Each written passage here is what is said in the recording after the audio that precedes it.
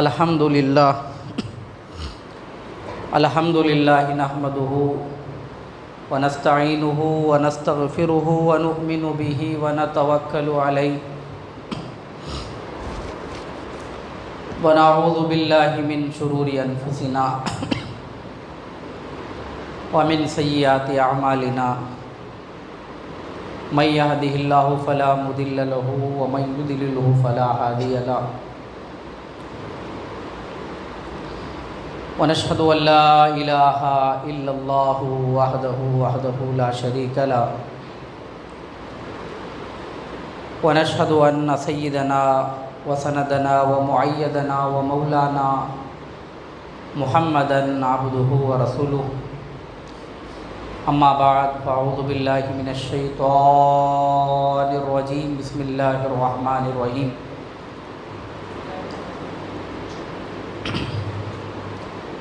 الا ان اولیاء اللہ لا خوف علیہم ولا هم يحزنون الذين آمنوا وكانوا يتقون لهم البشرى في الحياة الدنيا وفي الآخرة لا تبديل لكلمات الله ذلك هو الفوز العظيم قال الله تبارك وتعالى في محل آخر يا أيها الذين آمنوا اتقوا الله وكونوا مع الصادقين قال اللہ تبارک و تعالی فی محل آخر ان الذین قالوا ربنا اللہ ثم استقاموا تتنزل علیہم الملائکۃ الا تخافوا ولا تحزنوا وابشروا بالجنة التي كنتم توعدون نحن اولیاؤکم فی الحیاة الدنیا وفی الآخرہ وَلَكُمْ فِيهَا مَا تَشْتَهِي أَنفُسُكُمْ وَلَكُمْ فِيهَا مَا تَدَّعُونَ صدق اللہ المولانا العظیم وبلغنا رسولہ النبی الامین المتین المبین الکریم ونحن علی ذلک لمن الشاہدین والشاکرین والذاکرین والعاملین والحمد للہ رب العالمین۔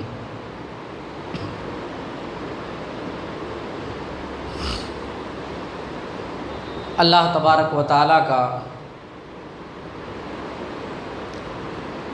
بڑا فضل کہ اس نے مجھے اور آپ کو ہم تمام کو مسجد میں جمع فرمایا، اور اسی کے کرم کے ساتھ ساتھ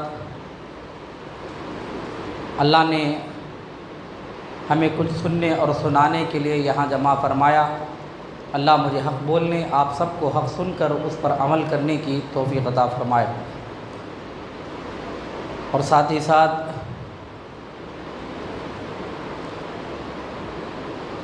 آپ تمامی حضرات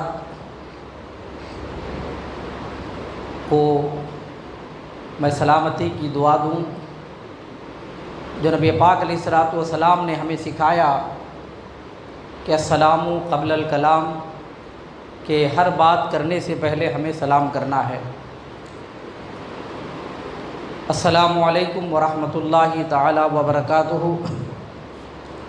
اللہ تبارک و تعالی مجھے اور آپ کو نبی پاک علیہ الصلوۃ والسلام کی جملہ سنتوں پر عمل کرنے کی توفیق عطا فرمائے، اور خصوصیت کے ساتھ جو سلام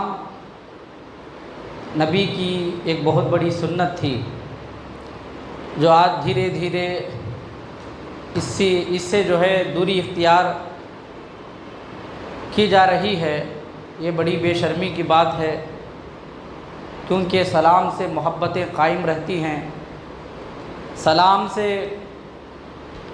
رشتے قائم رہتے ہیں، سلام سے برکتیں بھی ہیں۔ سلام صرف یہ نبی کی سنت بھی ہے، اور اس میں ایک دوسرے کے لیے دعا بھی ہے۔ سلام میں برکت بھی ہے اور سلام سے محبتیں بھی ہیں۔ جو دھیرے دھیرے سلام جسے ایک زمانے تک رسم سمجھ کر کیا جاتا رہا، گزرتے زمانے کے ساتھ ساتھ لوگ جو ہے سنتوں سے اسی طرح دوری اختیار کر رہے ہیں۔ اللہ تبارک و تعالی ہمیں نبی کی ہر سنت پر عمل کرنے کی توفیق عطا فرمائے، نبی پاک علیہ الصلوۃ والسلام سے محبت کی یہ سب سے بڑی دلیل ہے کہ ان کی سنتوں پر عمل کرنا، ان کے بتائے ہوئے باتوں پر عمل کرنا، یہ ان سے محبت کرنے کی سب سے بڑی دلیل ہوتی ہے۔ یعنی ماں باپ اگر نیک رہے، اگر آپ ان سے سچی محبت کرتے ہیں تو آپ ان کا نام جو ہے باقی رکھیں، آپ ان کے نام کو روشن کریں، جیسے وہ دنیا میں انہوں نے اپنی محنتوں سے جو نام کمایا ہے، اب آپ کی ذمہ داری بنتی ہے کہ آپ ان کا نام اسی طرح روشن رکھیں، یہ محبت ہوتی ہے۔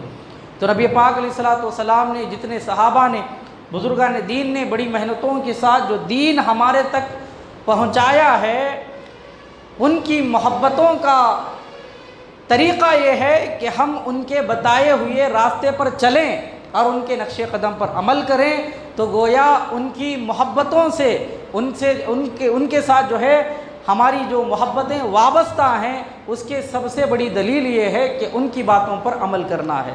تو اللہ تعالی ہمیں عمل پیرا ہونے کی توفیق عطا فرمائے۔ درود پاک پڑھ لیں۔ اللہم صلی علی سیدنا و مولانا محمد معدن الجود والکرم وآلہ وصحبہ وبارک وسلم۔ صلو علیہ الصلاۃ والسلام علیک یا رسول اللہ صلی اللہ تعالیٰ علیہ وسلم۔ یہ ربیع الاخر شریف کا مہینہ ہے، جسے 11ویں شریف کا مہینہ بھی کہا جاتا ہے، اور دستگیر کہنے والے اسے دستگیر کا مہینہ بھی کہتے ہیں۔ بہرحال جسے جو سمجھ میں آیا انہوں نے اسے وہ بیان کیا، لیکن اسلامی اعتبار سے جسے بزرگان دین نے جو ناموں کے خاص الفاظات مخصوص کیے ہیں، اس مہینے کو ربیع الثانی کہا جاتا ہے۔ تو ربیع الثانی کا مہینہ جب بھی آتا ہے تو اس میں غوث اعظم رضی اللہ تعالیٰ عنہ کی شان بیان کی جاتی ہے، ان کے واقعات کا ذکر ہوتا ہے، ان کے تقوی اور ان کے طہارت کا، ان کی عبادتوں کا، ان کے زہد و ورع کا بیان کیا جاتا ہے۔ تو انہی بزرگان دین کے راستے پر چلتے ہوئے ہم بھی آج انشاءاللہ غوث اعظم رضی اللہ تعالیٰ عنہ کے چند نصیحت کی باتیں اور ان سے جو ہمیں زندگی گزارنے کے لیے ان کے واقعات سے جو ہمیں نصیحتیں ملتی ہیں، انشاءاللہ اس پر ہم عمل کرنے کی کوشش بھی کریں گے۔ آئیے میں سب سے پہلے اللہ تعالیٰ کی آیت کریمہ تلاوت کروں۔ اللہ تعالیٰ ارشاد فرماتا ہے، الا ان اولیاء اللہ لا خوف علیہم ولا هم یحزنون۔ یہ کون اللہ تعالیٰ اولیاء کی شان بیان کر رہا ہے؟ وہ کہتا ہے، خبردار، بے شک اللہ کے ولیوں کو نہ کوئی خوف ہے نہ کوئی غم ہے۔ بے شک اللہ کے ولیوں کو نہ کوئی خوف ہے اور نہ کوئی غم ہے۔ بے شک اولیاء اللہ جتنے بھی دنیا میں آئے، چاہے وہ امام اعظم ہو، چاہے وہ امام مالک ہو، چاہے وہ امام حنبل ہو، چاہے وہ امام ابو یوسف ہو، چاہے امام محمد رحمۃ اللہ تعالیٰ علیہ ہو، یہ جتنے اولیاء کاملین دنیا میں تشریف لائے، غوث اعظم رضی اللہ تعالیٰ عنہ ہو، چاہے عطائے رسول ہند الولی غریب نواز کیوں نہ ہو، صابر پاک کلیری کیوں نہ ہو، حضرت خواجہ گنج شکر رحمۃ اللہ تعالیٰ علیہ کیوں نہ ہو، حضرت جنید بغدادی کیوں نہ ہو، حضرت بہلول دانا کیوں نہ ہو، یہ جتنے اولیاء اللہ آئے، بے شک ان کے دلوں میں ایمان اس قدر قائم تھا کہ ایمان کے بدولت وہ دنیا کی کسی طاقت سے نہیں ڈرتے تھے، چاہے سامنے وقت کا بادشاہ کیوں نہ ہو۔ دنیا جن سے ڈرتی ہے وہ اولیاء اللہ ان سے ہرگز نہیں ڈرتے تھے، چاہے وہ وقت کا کیسا وزیر اعظم کیوں نہ ہو، لیکن جب بات بولنے کی آتی تو حق بولا کرتے تھے، کیونکہ انہیں ان کے دلوں میں ایسا ایمان راسخ ہوتا تھا کہ وہ دنیا کی کسی طاقت سے لڑ جانے کا جگرا رکھتے تھے۔ یہ اولیاء اللہ کی شان ہے، یہ ان کا ایمان ہے۔ یہی وجہ ہے کہ ہر زمانے میں اولیاء اللہ آتے رہے، لیکن جب اگر کوئی بادشاہ ظلم کرنے والا ہوتا، ساری دنیا ان سے ڈرتی تھی، لیکن جب حق کی بات بولنا ہوتا، آپ حضرت موسیٰ علیہ السلام کا زمانہ ان کی سیرت پڑھیں گے۔ فرعون ایسا شیطان تھا کہ ساری دنیا اس کے قہر سے ڈرتی تھی، لیکن حضرت موسیٰ علیہ السلام نے حق بات بولی، اسی دین کی دعوت دی، نہ ان کو جان کی اپنی فکر رہتی، نہ اپنے مال کی فکر رہتی، نہ اولادوں کی فکر رہتی، بلکہ اگر حق بات بولنے پر آتے تو حق بات بول کر کے رہتے۔ حضرت جناب ابراہیم علیہ السلام نے جب نمرود کو دین کی دعوت دی تو اس نے بڑا ظلم و ستم کیا، آگ میں ڈالا، کئی دنوں تک سزا دیتا رہا، لیکن آپ وہ سوچا کہ اگر ہم سزا دیں گے تو یہ ڈر جائیں گے، ہمارے ساتھ ہو جائیں گے، لیکن حضرت ابراہیم خلیل اللہ علیہ السلام نے دنیا والوں کو یہ بتا دیا کہ جس کے دل میں رب کا یقین آ جاتا ہے، جس کے دل میں ایمان راسخ ہو جاتا ہے، وہ دنیا کی کسی طاقت سے ہرگز ہرگز نہیں ڈرا کرتا۔ تو یہ اولیاء اللہ کی شان ہے۔ ایمان جس کے دل میں مضبوط ہوتا ہے، ایمان جس کے دل میں آ جاتا ہے، جس کے سینے میں قرآن اتر جاتا ہے، جس کے دل میں یہ یقین اور عقیدہ ہو جاتا ہے کہ ہر حال میں اللہ تعالی ہمارے ساتھ ہے، انشاءاللہ وہ دنیا کی ہر طاقت سے لڑنے کی جو ہے طاقت رکھتا تھا، کیونکہ ان کے دلوں میں ایمان بڑا سچا ہوا کرتا۔ اللہ تعالیٰ قرآن مجید میں ارشاد فرماتا ہے، ان الذین قالوا، بے شک وہ لوگ جو کہتے ہیں اللہ ہی ہمارا رب ہے۔ کہنے والے تو سب ہیں، کون نہیں کہتا آج کے زمانے میں کہ اللہ ہمارا رب ہے؟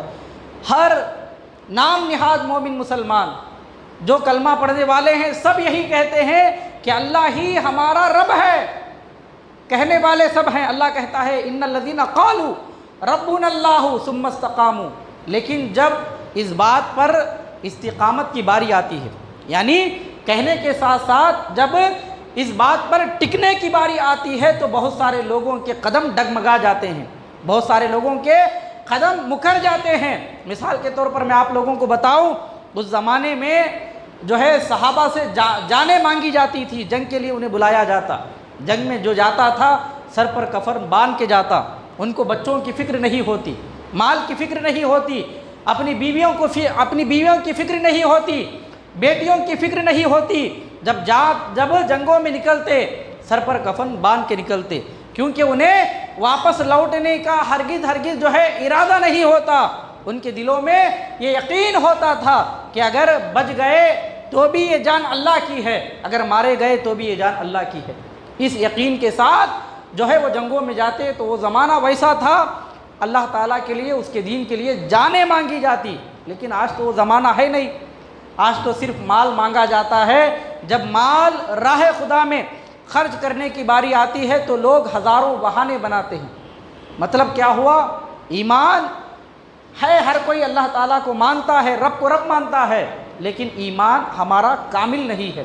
یہی وجہ ہے جب دینے کی باری آتی ہے تو ہم بڑا سوچتے ہیں ہم کریں تو کیا کریں۔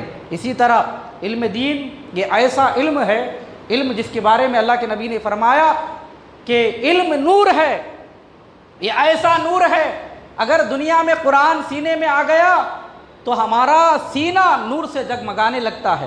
یہ ایسا نور ہے، علم دین جب سینے میں آ گیا تو علم دین کی برکت سے بندہ حرام کھانے سے بچ جاتا ہے، ماں باپ کو ستانے سے بچ جاتا ہے، ظلم کرنے سے بچ جاتا ہے، دوسروں کا حق کھانے سے ڈرتا ہے، تنہائی میں ہو تو بھی رب سے ڈرتا ہے، اور لوگوں کے درمیان ہو تو بھی رب سے ڈرتا ہے۔ کیوں؟ کیونکہ اس کے دل میں علم نور ہے، اس کے دل میں علم دین ہے۔ تو اس دین کو آج پڑھانے کی باری آتی ہے، لوگ ہزارہا بہانے بناتے ہیں، دنیا کا سوچتے ہیں کہ آئندہ زمانہ کیسے آئے گا، اگر دنیا نہیں پڑھائیں گے تو بچے کامیاب نہیں ہوں گے۔ پہلے کے زمانے میں، پہلے کا زمانہ نہیں، آج سے اگر چند سال پہلے کا اگر ذکر کیا جائے تو ہر گھر میں اگر 2-3 بچے اسکول پڑھنے والے ہوتے تو ایک بچہ حافظ قرآن ہوتا یا پھر ایک بچہ عالم دین ہوتا۔ لیکن آج لوگوں کا یقین اللہ تعالیٰ کی ذات سے اٹھتا ہوا نظر آ رہا ہے، وہ دنیا کے بارے میں بڑا سوچتے ہیں لیکن آخرت کے بارے میں کوئی نہیں سوچتا۔ کیوں؟ کیونکہ ہم اللہ تعالیٰ کو مانتے ہیں لیکن ہمارا یقین اللہ تعالیٰ کی ذات پر سے اڑ گیا ہے۔ یہی وجہ ہے کہ ہم بچوں کو دنیا کا بنا دیے ہیں لیکن آخرت کے بارے میں سوچتے نہیں ہیں۔ اور آگے چلیں، رمضان المبارک کا مہینہ آتا ہے تو پہلے کا زمانہ ایسا ہوتا کہ لوگ سوچتے کہ اگر رمضان کے روزے بچوں کو بچپن ہی سے رکھائیں گے تو ان کے اندر کی بیماریاں جو ہیں وہ بھی ختم ہو جاتی ہیں۔ لیکن آج کے لوگ بہانہ بناتے ہیں کہ ابھی یہ چھوٹا ہے، اگر روزہ رکھیں گے تو بیمار پڑ جائے گا، اس طرح کے بہانے بناتے ہیں۔ پہلے کے زمانے کے لوگ بھی، وہ بھی لوگ ہیں، ہم بھی لوگ ہیں، وہ بھی ایمان والے، ہم بھی ایمان والے، وہ بھی کلمہ پڑھنے والے، ہم بھی کلمہ پڑھنے والے، لیکن ان کا ایمان پختہ تھا۔ لیکن ہمارا ایمان بوکھلا ہو گیا ہے۔ کیوں؟ ان کو اللہ تعالیٰ کی ذات پر پورا یقین اور بھروسہ تھا، اور وہ کہتے کہ اللہ ہمارا رب ہے، ساتھ میں ان کا ایمان ایسا تھا کہ وہ کر کے بھی بتاتے تھے کہ اللہ ہی ہمارا رب ہے۔ تو حضرات، بتانے کا مقصد یہ ہے کہ آج ہر کوئی اللہ کو اللہ مانتا ہے لیکن اس پر قائم نہیں ہے، اسی وجہ سے جو ہے ایمان سے آج ہم ہر کوئی دور ہوتا چلا جا رہا ہے۔ پہلے کے لوگ اللہ کو اللہ مانتے بھی تھے اور اس پر قائم بھی رہتے تھے، جانیں چلی جاتی لیکن ایمان پر قائم رہتے۔ پوری دولت اگر قربان کرنا پڑتا تو سارا سب کچھ نچھاور کر دیتے، لیکن ایمان پر قائم رہتے۔ اولادوں کو قربان کرتے لیکن ایمان پر قائم رہتے تھے۔ لیکن آج ہم زبانوں سے بڑا کہتے ہیں کہ ہم اللہ تعالیٰ کو مانتے ہیں، اللہ ہی ہمارا رب ہے، لیکن جب استقامت کی باری آتی ہے ہر کسی کے پاؤں ڈگمگا جاتے ہیں، پیچھے ہٹنا شروع ہو جاتے ہیں۔ یہ ایمان ہمارے دلوں میں نہ ہونے کی وجہ سے ہے، یہ ایمانوں کی کمزوری ہے۔ لیکن اللہ تبارک و تعالیٰ کے اولیاء کی شان یہ ہے، اللہ تعالیٰ کے اولیاء کی شان یہ ہے کہ وہ ہر حال میں، زمانہ کون سا بھی کیوں نہ ہو، چاہے وہ پہلی صدی سے لے کر آج کے زمانے تک جتنے اولیاء آئے، سب کی آپ سیرت پڑھیں گے، واقعات پڑھیں گے اور ان کی حکایتوں کو پڑھیں گے تو ایک ہی بات سمجھ میں آتی ہے، وہ اپنی جانوں کی فکر ہرگز نہیں کرتے۔ چاہے وہ تکلیف میں ہو تو بھی یہی کہتے اللہ ہمارا رب ہے، اس پر قائم رہتے۔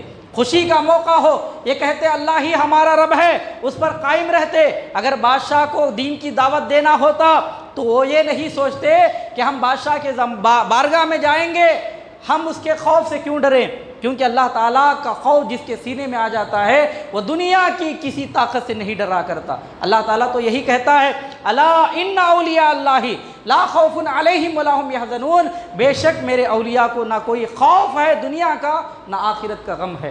دنیا کے جتنے لوگ سامنے ہوتے یہ نہیں دیکھتے کہ ان کے سامنے ان کے ساتھ لاکھوں کی تعداد ہے، ہم تو اکیلے ہیں، یہ نہیں سوچتے، بلکہ وہ یہ سوچتے تھے کہ چاہے میرے سامنے ساری دنیا کیوں نہ ہو، میرے ساتھ اللہ ہے، میرے ساتھ اللہ تعالیٰ کی طاقت ہے، اللہ کا ایمان ہے، اس کا قرآن ہے، بس یہی چاہیے مجھے ساری دنیا سے لڑ جانے کے لیے۔ جب اس یقین کے ساتھ وہ نکلتے تھے تو دریا جو ہے سمندروں کو پار کر کے صحابہ سمندروں کے سینے کو چیر کر کے آگے نکل جاتے۔ تبھی تو ڈاکٹر علامہ اقبال نے کہا کہ دشت تو دشت ہے، دریا بھی نہ چھوڑے ہم نے، بحر ظلمات میں دوڑا دیے گھوڑے ہم نے۔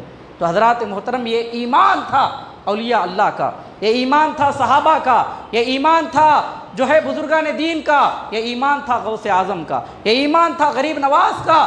ایسا ایمان کہ اس ایمان کے ساتھ جب نکلتے تھے میدان میں تو وہ اگر چند بھی رہتے، نہ ہاتھوں میں تلواریں ہوتی، لکڑیاں پکڑ کر کے جاتے تھے، جو ہے پیٹوں میں کھانا نہیں ہوتا، کئی دن کے بھوکے ہوتے، کمزوری کی طاقت کے ساتھ جاتے تھے، لیکن ایمان اتنا ہوتا اللہ کی ذات پر کہ اے اللہ ہم تیرے دین کے لیے جا رہے ہیں، اے اللہ ہم تیرے کلمے کو بچانے کے لیے جا رہے ہیں، اے اللہ ہم تیرے قرآن قیامت تک پڑھا جائے اس کی بقا کے لیے ہم میدان میں اتر رہے ہیں، اللہ تو ہماری مدد کرنا، تو اللہ ان کی ویسے ہی مدد بھی کرتا تھا۔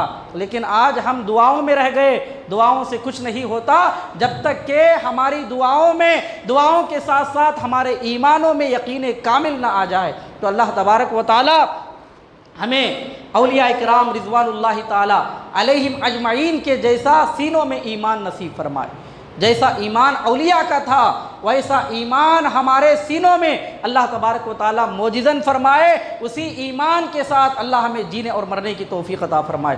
درود پاک پڑھ لیں، اللہم صلی علی سیدنا و مولانا محمد بارک وسلم صلی علیہ صلاۃ و سلام علیک یا رسول اللہ صلی اللہ تعالیٰ علیہ وسلم۔ تو باتیں کرنے والے بہت ہیں دنیا میں، آج بڑی بڑی باتیں کرنے والے ہیں، پھینکنے والے ہیں، ہوائی باتیں کرنے والے ہیں، لیکن جب بات ایمان کی آتی ہے، جب اس پر ٹکنے کی باری آتی ہے، ایمان پر ثابت قدمی کی باری آتی ہے تو ہر کوئی اپنی حیثیت دکھانا شروع کر دیتا ہے، ہر کوئی اپنا جو چہرہ چھپا ہوا ہے اسے دکھانا شروع کر دیتا ہے۔ لوگوں میں ایک بات کرتے ہیں لیکن جب تنہا لڑنے کی باری آتی ہے تو جو ہے ان کی باتیں بدل جاتی ہیں، وہ اپنے باتوں کو پلٹ جاتے ہیں۔ تو لہٰذا ہمارا ایمان ایسا ہونا چاہیے، لوگوں میں ہو تو بھی ہمیں اللہ تعالیٰ کو ایک مانتے ہوئے، اس کی ذات پر بھروسہ کرتے ہوئے وہی بات ہمیں کرنا ہے۔ اگر تنہا دشمنوں کے سامنے میدان میں اتر جاؤ تو وہی زبان ہماری ہونی چاہیے۔ یہ کب ہوگا؟ جب ہمارا ایمان اللہ تعالیٰ کی ذات پر قائم ہو، اور جیسے اللہ تبارک و تعالیٰ نے ہمیں ایمان کے بارے میں جو ذکر فرمایا، بے شک وہ لوگ جو کہتے ہیں اللہ ہی ہمارا رب ہے، اور فرماتا ہے ثم استقاموا، جو اس پر قائم رہتے ہیں، اللہ کو اللہ مانا، رب کو رب مانا، لیکن جب باری آتی ہے عمل کر کے بتانے کی، میدان میں اترنے کی، تو بہت سارے لوگ بدلتے ہوئے نظر آتے ہیں۔ تو ایسا ایمان مسلمانوں کا ہرگز نہیں ہونا چاہیے۔ ایسی چال تو منافقین کی ہوا کرتی ہے، لوگوں میں ہوتے ہیں تو بھی ہمیں شیر بن کے رہنا چاہیے، جب تنے تنہا میدان میں آؤ تو بھی ہمیں شیر کے جیسا ایمان ہونا چاہیے۔ یہ ایمان کس کا تھا؟ یہ ایمان صحابہ کا تھا، یہ ایمان غوث اعظم کا تھا، یہ ایمان عطائے رسول ہند الولی سیدنا سرکار خواجہ معین الدین چشتی کا تھا۔ آپ دیکھیں، چاہے وہ غوث اعظم ہو، چاہے وہ غریب نواز ہو، آئے کہاں سے تھے غریب نواز؟ مدینہ المنورہ سے آئے تھے، تنے تنہا آئے تھے۔ ایک انسان سارے ہندوستان کے لوگوں کے ایمان جو ہے دلوں میں ایمان داخل کرنے کی طاقت رکھ سکتا ہے۔ ذرا غور کریں، دین کا ایک ولی، اس کی طاقت کا عالم کیا ہے؟ آئے تھے تنے تنہا سیدنا سرکار عطائے رسول غریب نواز، ایک آئے تھے مدینہ منورہ سے، لیکن ایک کی طاقت دیکھیے، ان کی محنتوں کا نتیجہ دیکھیے۔ آج ہندوستان میں کروڑوں لوگوں کے دلوں میں ایمان ہے، تو یہ غریب نواز کی تبلیغوں کا نتیجہ ہے۔ ان کے پاس کیا تھا؟ وہ اللہ کو اللہ مانتے تھے، اور انہوں نے تنہائیوں میں بھی اللہ کو اللہ مانا، اور جب مشکل آئی تو بھی قائم رہے، اللہ کو اللہ مانا، اور جو ہے تکلیف آئی تو تکلیفوں کو سہتے رہے اور اللہ کو اللہ مانا۔ اللہ نے جب خوشیاں عطا فرمائی تو بھی خوشیوں میں قائم رہے اور اللہ تبارک و تعالیٰ کو اللہ مانتے رہے۔ ہر حال میں ان کا یقین یہ تھا کہ اگر تکلیف آئے تو بھی ٹالنے والا اللہ ہے، خوشیاں آئے تو دینے والا اللہ ہے، ہر مشکل کیوں نہ آئے اللہ ہمارے ساتھ ہے، ہم دنیا سے لڑنے کی طاقت رکھتے ہیں۔ اس یقین کے ساتھ غریب نواز ہندوستان میں اکیلے آئے تھے، لیکن کمال دیکھو کہ آج ان کی نسبت سے کروڑوں لوگ جو ہے کلمہ پڑھتے ہوئے ان کے نام لینے والے بن گئے۔ تو جب ہندوستان میں آنے والا یہ غریب نواز کروڑوں لوگوں کے دلوں کو جب بدل سکتا ہے، تو اگر اسی طرح ہر ایک کا ایمان ہو جائے تو دنیا کو ہم جو ہے بدل کر رکھنے کی طاقت رکھتے ہیں۔ لیکن آج ہمارے پاس ویسا ایمان نہیں ہے، آج ہمارے پاس ویسا یقین کامل نہیں ہے جیسا غریب نواز کے پاس ایمان کامل تھا۔ تو اللہ تبارک و تعالی ہمیں اولیاء کرام سے محبت کرنے اور ان کی سیرت پڑھ کر ہمیں اپنے ایمانوں کو درست کرنے کی اللہ ہمیں توفیق عطا فرمائے۔ درود پاک پڑھ لیں۔ اللہم صلی علی سیدنا مولانا محمد معدن الجود والکرم وآلہ وبارک وسلم، صلی علیہ الصلوۃ والسلام علیک یا رسول اللہ صلی اللہ تعالیٰ علیہ وسلم۔ آج کا حال کیا ہے؟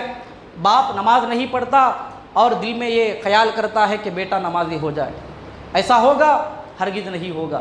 باپ شراب پیتا ہے، مستی کرتا ہے، عیاشی میں مگن ہے، حرام پر حرام کر رہا ہے، سوچتا ہے میرا بیٹا ولی ہو جائے۔ یہ ہرگز نہیں ہو سکتا۔ آپ نمازی بنیں، انشاءاللہ دیکھیں آپ کے گھر میں بدلاوٹ کیسے آئے گی۔ آپ شراب کو چھوڑ دیں، آپ کے خاندان میں شراب پینے والا کوئی نہیں رہے گا۔ آپ حرام کھانا چھوڑ دیں، دیکھیں آپ کے گھروں میں کوئی حرام کام کرنے والا نہیں رہے گا۔ اگر آپ خود زنا میں ملوث رہیں گے، یہ سوچیں گے کہ ہمارے بچے اس کام سے دور رہیں، یہ ہرگز ہونے والا نہیں ہے، کیونکہ بچے بڑوں کو دیکھ کر سیکھا کرتے ہیں۔ آپ رشتہ دیکھنے کے لیے جاتے ہیں کسی کے گھر میں تو کیا دیکھتے ہیں؟ ماں باپ کے حال احوال، ان کا خاندان، ان کا نسب، ان کا رشتہ اور ان کا لین دین کیسا ہے، آپ یہ دیکھتے ہیں۔ جب آپ کو لگے کہ ماں باپ اچھے ہیں، باپ دادا اچھے ہیں اور ان کے خاندان والوں کا نام سنا، لوگ ان کی جب تعریف اور توصیف کرتے ہیں، ان کے کاموں کا ذکر کرتے ہیں، ان کے رشتے کا ذکر کرتے ہیں، ان کے لین دین کا ذکر کرتے ہیں، ان کے اخلاق بیان کرتے ہیں، ان کی عادتیں بیان کرتے ہیں، تو آپ بنا سوچے سمجھے آپ نے جس بیٹی کو جو ہے اتنی جوان بنایا، جسے ہر لمحات میں جس کی حفاظت کی، آپ جو ہے اسے بنا سوچے سمجھے جو ہے ان کے حوالے کر دیتے ہیں۔ کیوں؟ کیونکہ آپ کو یقین ہو گیا کہ ان کا خاندان اچھا ہے، ان کا رشتہ اچھا ہے۔ تو ہمیں پتہ کیا چلا، معلوم کیا ہوا کہ ہم جب بھی رشتہ کرنا ہو، کوئی معاملہ کرنا ہو، تو ہم بڑوں کو دیکھتے ہیں۔ آپ نے غوث اعظم کے بارے میں بڑا سنا کہ غوث اعظم کی ایسی ایسی کرامتیں ہیں، مردہ زندہ کرتے تھے، ہواؤں میں اڑا کرتے تھے۔ آپ نے غوث اعظم کے بارے میں اتنا سنا ہے، ذرا یہ بھی تو دیکھو کہ غوث اعظم کی ماں کیا تھی، ذرا یہ بھی تو دیکھو کہ غوث اعظم کے باپ کیا تھے، ان کا تقویٰ کیا تھا، ان کی سیرت کیا تھی، ان کے اخلاق کیا تھے، ان کے کردار کیا تھے۔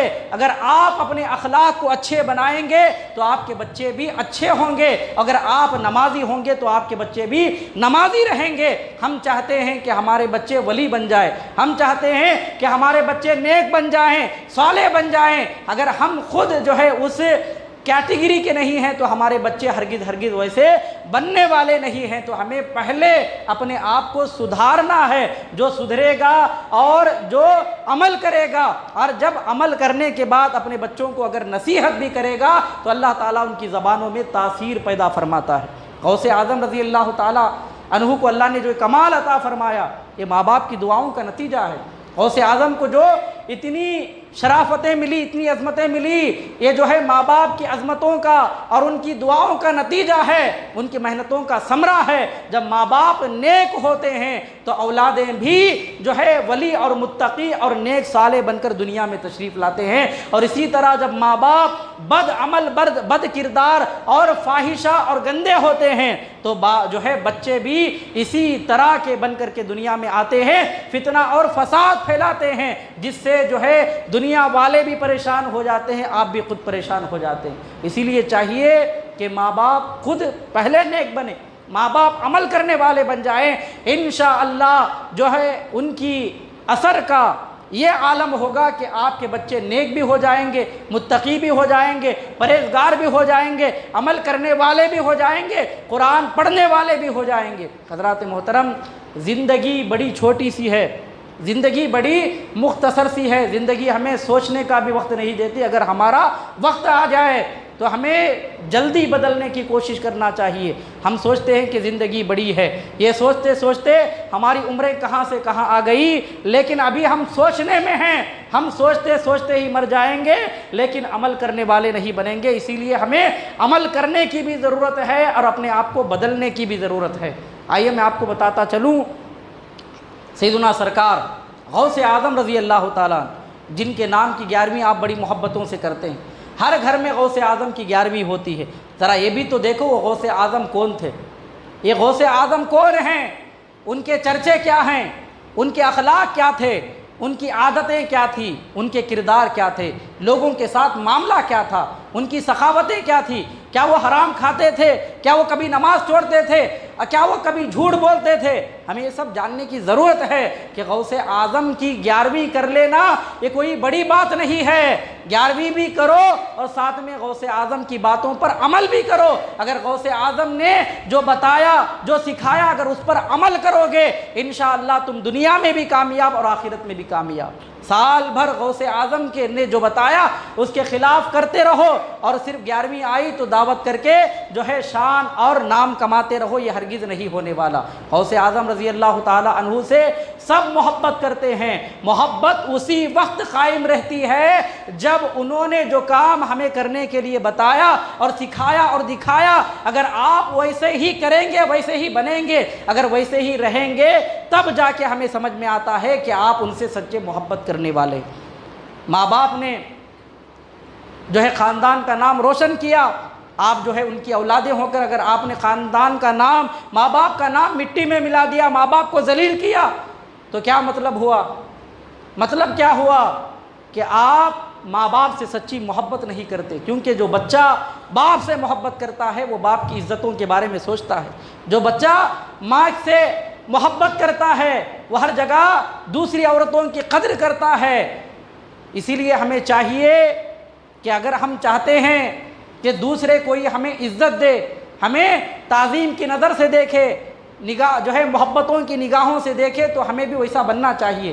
ہم بھی دوسروں کی ماں بہنوں کے ساتھ جیسا رویہ اختیار کرتے ہیں، دوسرے بھی ہماری ماں بہنوں کے ساتھ ویسا ہی رویہ اختیار کرتے ہیں۔ امام مالک نے کیا فرمایا زنا کے بارے میں؟ فرماتے ہیں زنا ایک قرض ہے، قرض۔ کیا فرماتے ہیں؟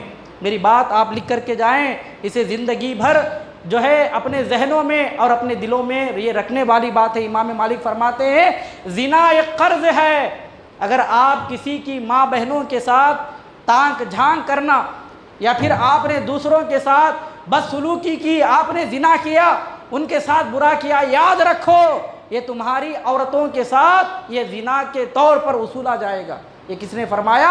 امام مالک نے فرمایا۔ 4 اماموں میں سے ایک امام جو سب سے بڑے ہیں، آپ فرماتے ہیں زنا یہ قرض کے طور پر لیا جائے گا، وصولا جائے گا۔ اسی لیے ہمیں چاہیے کہ ہر معاملے میں اولادوں کو چاہیے، اگر آپ سچی محبت اپنے باپ سے کرتے ہیں، اپنی ماں سے کرتے ہیں، اپنی بہن سے کرتے ہیں، تو آپ دوسروں کی ماں بہنوں کے ساتھ ویسا ہی رویہ اختیار کریں جیسا آپ سوچتے ہیں کہ دوسرے ہماری ماں بہنوں کے ساتھ رویہ اختیار کریں۔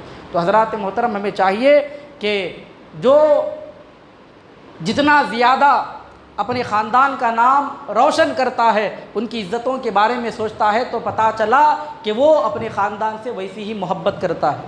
تو اگر ہم بھی اپنے خاندان والوں سے، ماں باپ سے، رشتہ داروں سے اگر سچی محبت کرتے ہیں، تو محبت کی دلیل یہ ہے کہ ماں باپ نے جو کام روشن کیا، جو محنتیں انہوں نے کی ہے، ان کاموں کو آپ کرو، تب جا کے پتہ چلے گا کہ آپ ان سے سچی محبت کرتے ہیں۔ اسی طرح آپ غوث اعظم سے سچی محبت کرتے ہیں، تو غوث اعظم نے جو ہمیں بتایا، جن چیزوں پر عمل کرنے کا ہمیں حکم دیا، ان باتوں پر عمل کرو، تب جا کے ہمیں سمجھ میں آتا ہے کہ آپ غوث اعظم سے سچی محبت کرنے والے ہیں۔ تو صرف 11ویں کر لینا یہ غوث اعظم سے سچی محبت کی دلیل نہیں ہے۔ 11ویں کے ساتھ ساتھ ان کے بتائے ہوئے تمام باتوں پر جو عمل پیرا ہو جاتا ہے، وہ غوث اعظم سے سچا محبت کرنے والا ہے۔ اللہ تعالیٰ مجھے اور آپ کو اور ساری امت کے مومن مسلمانوں کو غوث اعظم دستگیر رضی اللہ تعالیٰ عنہ سے سچی محبت کرنے اور ان کے بتائے ہوئے راستے پر اور ان کے نقش قدم پر چلنے کی اللہ ہمیں توفیق عطا فرمائے۔ درود پاک پڑھیں، اللہم صلی علی سیدنا و مولانا محمد بارک وسلم، صلو علیہ صلاۃ و سلام علیک یا رسول اللہ صلی اللہ تعالیٰ علیہ وسلم۔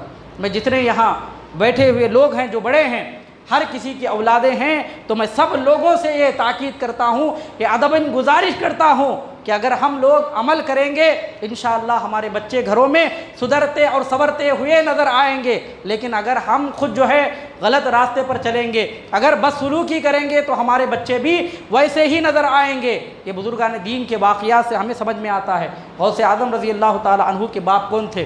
آئیے میں آپ کو بتاتا چلوں۔ حضرت ابو صالح جنگی دوست رحمۃ اللہ تعالیٰ علیہ، یہ غوث اعظم رضی اللہ تعالیٰ عنہ کے والد گرامی ہیں۔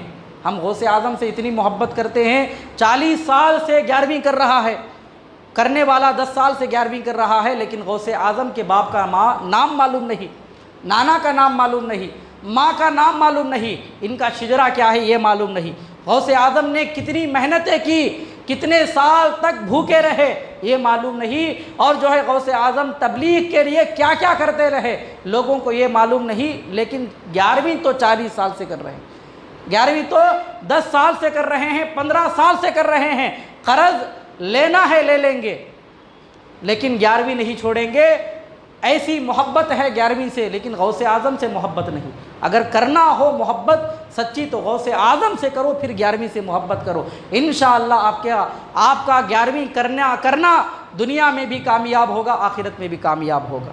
تو آئیے حضرت ابو صالح موسیٰ جنگی دوست رحمۃ اللہ تعالیٰ علیہ، یہ آپ کے غوث اعظم کے باپ ہیں، آپ کے والد گرامی ہیں۔ حالت روزہ میں رمضان المبارک میں ایک دن کہیں چلے جا رہے تھے، سفر میں تھے۔ جب چلتے ہوئے جا رہے تھے تو دیکھا دریائے دجلہ جو بہتا ہوا پانی کے ساتھ رواں دوا تھا۔ آپ نے دیکھا کہ ایک سیب پانی میں ڈوبتا ہوا تیرتا ہوا آ رہا ہے۔ سیب کو دیکھا، حالت روزہ میں تھے۔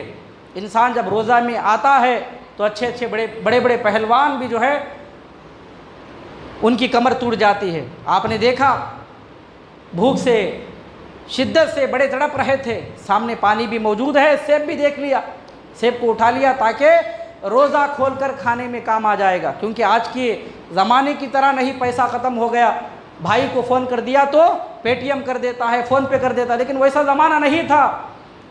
मांगने के लिए भी लोग दूर दूर तक नज़र नहीं आते, ऐसा ज़माना था।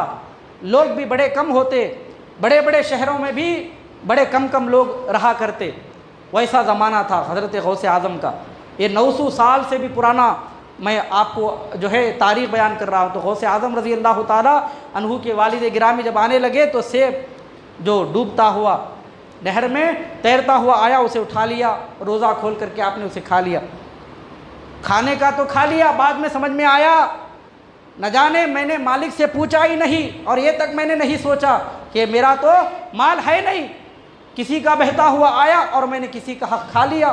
फ़ौरन दिल में ख़याल आया कि अगर सारी ज़िंदगी इबादत की है बज़ाहिर, सारी ज़िंदगी नमाज़ पढ़ते रहे बज़ाहिर, सारी ज़िंदगी रोज़ा रखते रहे बज़ाहिर, लेकिन अगर अल्लाह तबारक व तआला पकड़ने पर आए तो छोटी गलती से अल्लाह जहन्नम में डाल सकता है।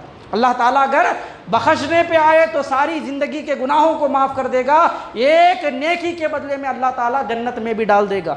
तो उन्होंने सोचा कि ज़िंदगी भर गुनाहों से बचते रहे, आज एक ऐसा काम हो गया कि किसी का हक़ मैंने खा लिया। फ़ौरन दिल में ख़याल आया, तो आपने सोचा क्यों ना मैं जा कर के असल मालिक से मैं माफ़ी मांग लूँ, क्योंकि यही रास्ता है, क्योंकि अब सेब तो मैं बाहर निकाल के दे नहीं सकता। तो फ़ौरन गए, ढूंढते हुए, तलाश करते हुए उसी नदी के पास से चलते हुए बहुत दूर गए तो देखा एक हरा भरा आबाद एक बाग है जिसमें सेब के बेशुमार दरख्त लगे हैं और जो है सेब झूल रहे हैं, और चंद दरख्त के जो है टहनियाँ उसी नदी के साए में तैर रहे थे। तो आपको फ़ौरन मालूम हुआ कि इसी नदी से तैरता हुआ ये सेब मेरे पास आया था, जिसे मैंने अपने जो है इसके मालिक से पूछे बिना उठा करके खा लिया। ऐसा ना हो कल क़यामत के दिन अल्लाह ताला इसी के बदले में मेरी पकड़ कर ले। ये गौसे आज़म रज़ी अल्लाह ताला अन्हु के वालिद हैं। आज के ज़माने में ऐसा सोचने वाला दूर दूर तक हमें नज़र नहीं आता।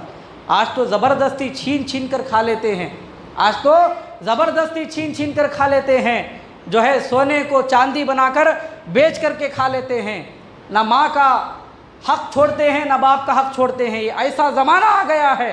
तो सोचिए गौसे आज़म रज़ी अल्लाह ताला अन्हु के बाप की सोच कैसी थी, जो बहता हुआ आया था, ना उसके मालिक का पता, कुछ भी नहीं मालूम है आपको कि ये टूट करके बहता हुआ जा रहा है, खा लिया।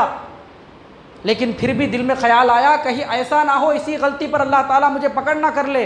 तो मालिक के पास पूछते हुए गए तो लोगों ने बताया कि इसके जो मालिक हैं वो हज़रत सैयदुना अब्दुल्ला सोमई रज़ी अल्लाह ताला अन्हु, जो एक वली कामिल हैं, उनके पास तलाशते हुए गए और कहा, सारा वाक़या बयान किया कि मैं आपका सेब बहता हुआ आया, रोज़े की हालत में था, कमज़ोरी लायक हुई थी, मुझसे जो है रहा नहीं गया, तो मैंने आपकी इजाज़त के बग़ैर उस सेब को खा लिया है। मैं आपसे माफ़ी तलब करने के लिए वहाँ से यहाँ तक आया हूँ, बस आप मुझे माफ़ कर दीजिए। तो आपने फ़ौरन हज़रत अब्दुल्ला सोमई रज़ी अल्लाह ताला अन्हु, ये भी वली कामिल थे।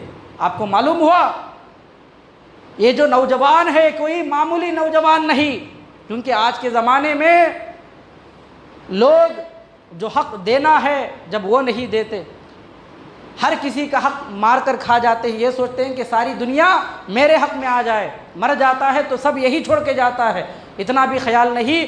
लेकिन फिर भी होना तो सारी दुनिया है हमको। तो इनको मालूम हो गया ऐसे दौर में इतना सच्चा नौजवान, अभी जवानी में तक़वे का ये आलम, अभी जवानी में अल्लाह ताला का खौफ ऐसा है कि एक सेब के लिए वहाँ से यहाँ तक आया है। आए फ़ौरन गौसे आज़म रज़ी अल्लाह ताला अन्हु के बाप उस मालिक से माफ़ी मांग रहे हैं और कह रहे हैं कि मुझे उस सेब के बदले में माफ़ कर दीजिए। तो उनको मालूम हुआ कि ये वाकई में कोई मामूली नौजवान नहीं है, इसके दिल में अल्लाह ताला का बड़ा खौफ है, अल्लाह से बड़ा डरने वाला है। तो आपने इनको आजमाइश में डाला और कहा कि 10 साल तक तुम्हें मेरे बाग में रहकर हमारी खिदमत करना पड़ेगा, बाग की देखभाली करना पड़ेगा, तब जाके मैं तुम्हें सेब का बदला माफ़ करूँगा जो तुमने मेरा हक़ खाया है। तो सोचिए आज के ज़माने में मिला तो हम ना किसी से पूछते हैं, ना देने का इरादा होता है, फ़ौरन दबा लेते हैं। اور وہاں سے بھاگ بھی جاتے ہیں، کہیں ایسا نہ ہو کہ اس کا اصل مالک ڈھونڈتا ہوا آئے اور ہمیں پوچھے، ہمارے اوپر شک کر لے۔ آج کا یہ حال ہے۔ تو انہوں نے فوراً معلوم کر لیا کہ یہ کوئی معمولی بندہ نہیں، یہ اللہ تعالیٰ کا ولی ہے۔ تو انہوں نے ان کو آزمائش میں ڈالا، کہا کہ اس کے بدلے میں 10 سال تک خدمت کرنا پڑے گا۔ ایک سیب اور کہاں ایک سیب اور کہاں 10 سال کی زندگی۔ 10 سال لگانا کوئی معمولی بات ہے؟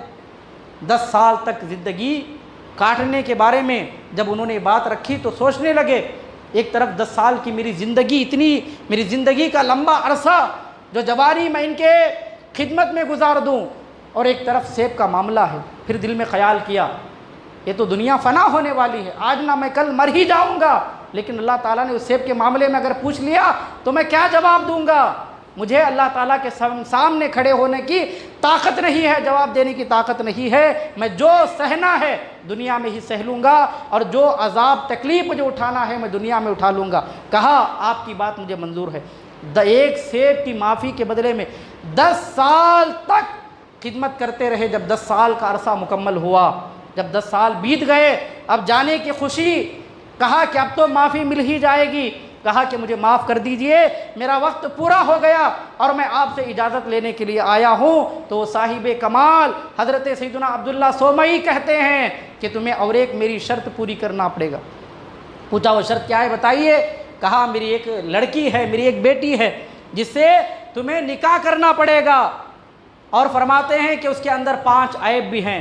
وہ دیکھتی نہیں ہے، وہ سنتی بھی نہیں ہے، وہ بولتی بھی نہیں ہے، وہ چلتی بھی نہیں ہے، اور پکڑنے کے لیے اس کے پاس ہاتھ بھی نہیں ہے۔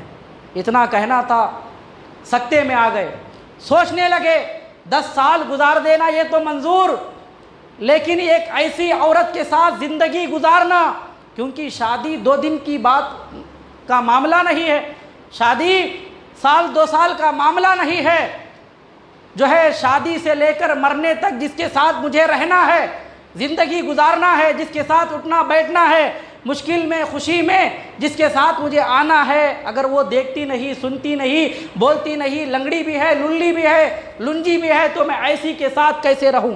سکتے میں آ گئے، اے اللہ تو نے مجھے کیسے امتحان میں مبتلا کر دیا۔ لیکن ادھر دل کہتا ہے کہ اسے میں چھوڑ دوں، لیکن ایمان کہتا ہے کہیں ایسا نہ ہو قیامت کے دن اللہ تعالیٰ اسی سیب کے معاملے میں پکڑے اور تمہیں جہنم میں ڈال دے۔ ایک طرف اللہ تبارک و تعالیٰ کا ایمان کہتا ہے، ایک طرف جو ہے نفس کہتا ہے۔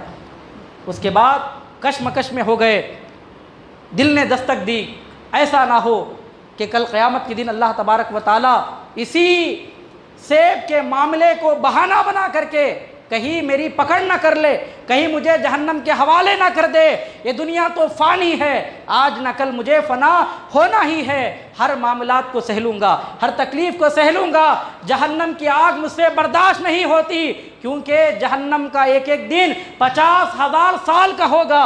میں دنیا یہ 60 سال کی ہو، یہ 40 سال کی ہو، 50 سال کی ہو، یہ 100 سال کی زندگی کیوں نہ ہو، دنیا کی ہر تکلیف سہنے کے لیے تیار، لیکن جہنم کی آگ مجھ سے برداشت نہیں ہوگی۔ آپ نے کہا میں آپ کی بیٹی کے ساتھ نکاح کرنے کے لیے تیار۔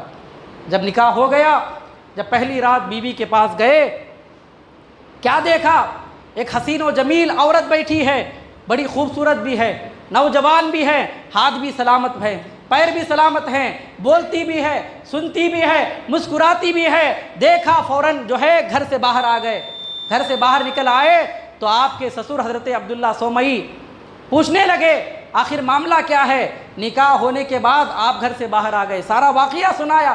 آپ نے کہا بیٹی اندھی ہے، للی ہے، لنجی ہے، لنگڑی ہے، بولتی نہیں، سنتی نہیں، لیکن میں اندر گیا تو میں نے ایسی لڑکی کو دیکھا جو حسین بھی ہے، خوبصورت بھی ہے، بولتی بھی ہے، سنتی بھی ہے، چلتی بھی ہے، پکڑتی بھی ہے۔ میں نے سوچا کہ میں کہیں غلط روم میں تو نہیں چلا گیا۔ تو آپ نے بتایا آپ جو ہے صحیح عورت کے پاس گئے تھے، وہی تمہاری بیوی ہے۔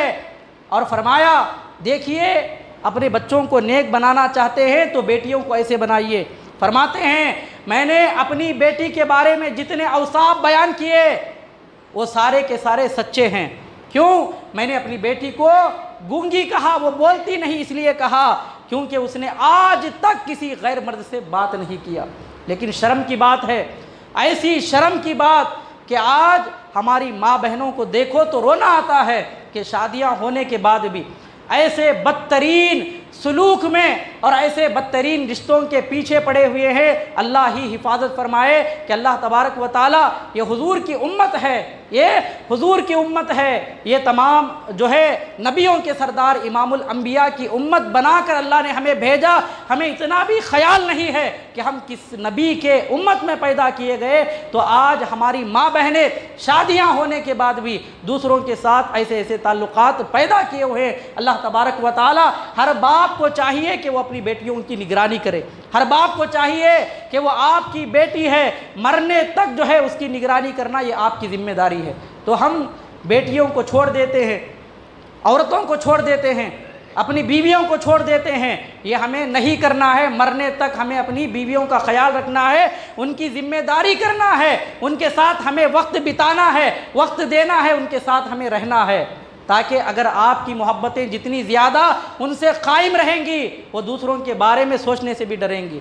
آپ جتنا ان کو چھوڑ دیتے ہیں وہ ان کے تعلقات دوسروں سے ویسے ہی وابستہ اور قائم ہو جاتے ہیں۔ تو کیا فرمایا غوث اعظم رضی اللہ تعالیٰ عنہ کے سسر نے؟ میں نے اپنی بیٹی کے بارے میں کیا کہا کہ وہ گونگی اس لیے ہے کہ اس نے آج تک کسی غیر مرد سے بات نہیں کیا، برا جملہ زبان سے نہیں نکالا، اور فرماتے ہیں میں نے اسے اندھی اس لیے کہا کہ اس نے غیر مرد کو آج تک نہیں دیکھا، میں نے اسے بہری اس لیے کہا کہ اس نے آج تک غیر مرد کی جو ہے آواز کو اپنے کانوں میں نہیں لیا۔ ہے کوئی آج کے زمانے میں کوئی ایسی ماں بہن، ہے کوئی باپ آج کے زمانے میں جو اپنی بیٹیوں کی پرورش ایسے کرے؟ کوئی نہیں ہے۔ یہ واقعات ہمارے جو ہے اصلاح کے لیے ہیں، یہ ہماری زندگیوں کو بدل دیتے ہیں۔ ہم ان کے جیسا متقی تو نہیں بن سکتے، لیکن کم سے کم تھوڑا نہ تھوڑا سدھار تو ضرور لا سکتے ہیں۔ ضروری ہے ہمیں آج کے زمانے میں ان واقعات کو سامنے رکھنا، ہمارے بزرگان دین کیسے چلے، ان کی سیرت کیا ہے۔ ہم 11ویں تو بڑے شوق سے مناتے ہیں، لیکن غوث اعظم کے ماں کیسی تھی، ان کے کردار کیسے تھے، ہمیں جاننا ضروری ہے۔ تو بتایا کہ میری بیٹی نے آج تک اپنے قدموں سے کسی غلط طرف جانے کا ارادہ نہیں کیا، اس لیے میں نے کہا کہ میری بیٹی لنگڑی ہے، اس نے آج تک کسی بری شے کی طرف ہاتھ نہیں اٹھایا، اس لیے میں نے کہا کہ یہ ہاتھوں سے لنجی ہے۔ اگر بیٹی ہو تو غوث اعظم کی ماں جیسی ہو، اگر ماں ام الخیر فاطمہ جیسی ہو، اگر باپ حضرت عبداللہ جو ہے حضرت ابو صالح جنگ دوست جیسا باپ ہو، ام الخیر فاطمہ جیسی جب ماں ہوتی ہے تو ان کے پیٹ سے دنیا میں غوث اعظم پیدا ہوتے ہیں، ان کے پیٹ سے دنیا میں غوث اعظم پیدا ہوتے ہیں، دنیا میں آتے ہیں تو اللہ انہیں ولی بنا کر بھیجتا ہے۔ یہ ماں باپ کی سیرتوں کا نتیجہ ہے، ان کے کردار کا نتیجہ ہے، ان کے اخلاق کا نتیجہ ہے، اور ان کے جو ہے صحبتوں کا نتیجہ ہے، ان کی عبادتوں کا، ان کے تقویٰ کا، ان کی پرہیزگاری کا، اور جو اللہ تعالیٰ سے ڈرا کرتے تھے اس ڈر کا یہ نتیجہ ہے۔ بچہ جب دنیا میں پہلے دن جب آتا ہے تو وہ روزے کے ساتھ ہوتا ہے۔ غوث اعظم رضی اللہ تعالیٰ عنہ یہ ماں باپ کے کردار کا نتیجہ ہے۔ تو ہم سوچتے ہیں بچہ نمازی بن جائے، لیکن خود باپ نماز نہیں پڑھتا۔ ماں سوچتی ہے باپ جو ہے بیٹی عائشہ فاطمہ صدیقہ بن جائے، لیکن ماں خود بد چلن ہو تو بیٹی ایسی کہاں سے ہوگی؟ تو ہمیں چاہیے کہ ہم ماں باپ ہیں، ماں باپ کو پہلے ویسا بننا چاہیے جیسے ام الخیر فاطمہ غوث اعظم کی ماں تھی، ماں باپ کو ایسے بننا چاہیے جیسے غوث اعظم کے باپ ابو صالح جنگی دوست تھے۔ تو اللہ تبارک و تعالیٰ ان کی سیرت سے، ان واقعات سے ہمیں نصیحت حاصل کرنے کی توفیق عطا فرمائے۔ غوث اعظم سے سچی محبت کرتے ہیں نا، غوث اعظم کی 11ویں کرتے ہیں نا، یہ آپ 11ویں ضرور کریں۔ یہ 11ویں کرنا یہ ان سے محبت کی دلیل ہے، یہ بھی دلیل ہے، اور ساتھ میں انہوں نے جو زندگی اختیار کی اس زندگی کو اختیار کرنا اس سے بڑھ کر دلیل ہے۔ ان کی سیرت پر عمل کرنا یہ سب سے بڑی دلیل ہے محبت کی۔ تو ہمیں چاہیے کہ اگر ہم غوث اعظم سے سچی محبت کرتے ہیں تو انہوں نے جو زندگی اختیار کی اس زندگی کو آپ اختیار کریں۔ انہوں نے بچوں کو جیسے پالا ویسے آپ پالیے، آپ ویسے بنائیے۔ آپ کی نمازیں، آپ کا روزہ، آپ کا تقویٰ جب معیار پر ہوگا تو آپ کے بچے بھی اسی معیار کے دنیا میں اعلیٰ اخلاق والے ہوں گے۔ تو حضرات محترم، زمانہ جیسے جیسے بیتتا چلا جا رہا ہے مسلمانوں کی حالتیں بڑی بدترین ہو رہی ہیں۔ کیوں؟ کیونکہ ہم نے اپنے بزرگان دین کے طریقے کو چھوڑ دیا، ان کی محبتیں دلوں سے نکال دیا، ہم نے ان کے فرامین کو عمل کرنا چھوڑ دیا، اور انہوں نے جو ہمیں بتایا ہے ہم نے ان کی باتوں کو بھلا دیا۔ یہی نتیجہ ہے کہ آج مسلمان ہر جگہ پریشان اور ذلیل اور جو ہے بدتر سے بدتر ہوتا چلا جا رہا ہے۔ تو ہمیں چاہیے، چاہے وہ غوث اعظم ہو، چاہے وہ غریب نواز ہو، چاہے وہ خواجہ بندہ نواز گیسو دراز ہو، چاہے وہ صابر پاک کلیری کیوں نہ ہو، جتنے اولیاء اللہ ہیں ہم ان سے محبت کرتے ہیں۔ تو اصل دلیل یہ ہے محبت کی کہ انہوں نے جو ہمیں بتایا اس پر عمل کرنا، یہ سب سے بڑی سچی دلیل ہے۔ تو اللہ تبارک و تعالی مجھے اور آپ کو صحیح معنوں میں حضرت سیدنا سرکار غوث اعظم رضی اللہ تعالی عنہ سے سچی پکی محبت کرنے کی توفیق عطا فرمائے۔ انہوں نے جتنی نصیحتیں ہمارے لیے بیان فرمائی ہیں ان پر عمل کرنے کی ہمیں توفیق عطا فرمائے۔ ہم ایک درگاہ میں جاتے ہیں تو پوری ادب کا خیال رکھتے ہیں، جاتے ہیں تو خالی ہاتھ نہیں جاتے، ہاتھ میں چادر بھی ہوتی ہے، ہاتھ میں پھول بھی ہوتے ہیں، فاتحہ کے لیے بوندی بھی لے کے جاتے ہیں۔ ہم کیا سوچتے ہیں کہ ہم لے جا کے چادر چڑھائیں گے یہ ولی جو ہے خوش ہو جائیں گے، ہم لے جا کے پھول ڈالیں گے ولی خوش ہو جائیں گے۔ یہ سب کیوں کرتے ہیں؟ یہ چادر یہ ہماری ضرورت ہے، چادر یہ ہماری ضرورت ہے، پھول یہ ہماری ضرورت ہے، یہ نیاز یہ نذرانہ یہ ہماری ضرورت ہے۔ ہم یہ بھی تو دیکھیں ہم جس ولی کی بارگاہ میں جا رہے ہیں ان کو کیا چاہیے، وہ ہمارے سے چاہتے کیا ہیں، وہ ولی کا کردار کیسا تھا، ان کی زندگی کیسی تھی۔ ہر ولی یہی چاہتا تھا کہ ہم سے جو ملنے آتے ہیں، ہمارے تعلقات جن سے ہیں وہ سچے نمازی رہیں۔ ہر ولی کا یہ خیال تھا، ان کے یہ کردار تھے۔ غیر جو نمازی ہوتا وہ ان کو نمازی بنانے کی کوشش کرتے۔ نہ جانے کتنے اولیاء ایسے جن کی بارگاہ میں شرابی آتے تو اللہ تعالیٰ ان کی صحبتوں کی برکت سے انہیں شراب کے نشے سے اللہ تعالیٰ دور فرماتا۔ اگر بے نمازی اولیاء کی بارگاہ میں آتا اللہ تعالیٰ انہیں نمازی بنا دیتا، اور اگر کوئی ماں باپ کو ستانے والا جو ہے ان اولیاء کی بارگاہ میں آتا تو اللہ تبارک و تعالیٰ ان اولیاء کی صحبت میں بیٹھنے اٹھنے کی برکت سے وہ اپنے ماں باپ کا فرما بردار جو ہے بچہ بن کر کے نظر آتا۔ اگر کوئی حرام کھانے والا ان اولیاء کی بارگاہ میں آتا تو ان کی صحبتوں کا نتیجہ یہ نکلتا کہ وہ زندگی میں کبھی حرام مال کی طرف جو ہے ہاتھ تک نہیں لگاتا۔ یہ اولیاء اللہ کی صحبتوں کا نتیجہ ہے۔ صحبت صالح ترا صالح کن صحبت طالع ترا طالع کن دیانی، اچھوں کی صحبت بروں کو بھی اچھا بنا دیتی ہے، اور اگر بروں کی صحبت اگر کوئی اچھا ہے تو اسے بھی برا بنا دیتی ہے۔ ہم کسی کے پاس جا کر کے بیٹھنے سے پہلے 1000 مرتبہ ہمیں سوچنا ہے ہم جس کے ساتھ بیٹھ رہے ہیں کہیں وہ شرابی تو نہیں، وہ جھوٹ بولنے والا تو نہیں، دھوکہ دینے والا تو نہیں، کیونکہ اس کی صحبت کا رنگ اور اس کا اثر بہت جلدی آپ کے اوپر ہونے والا ہے۔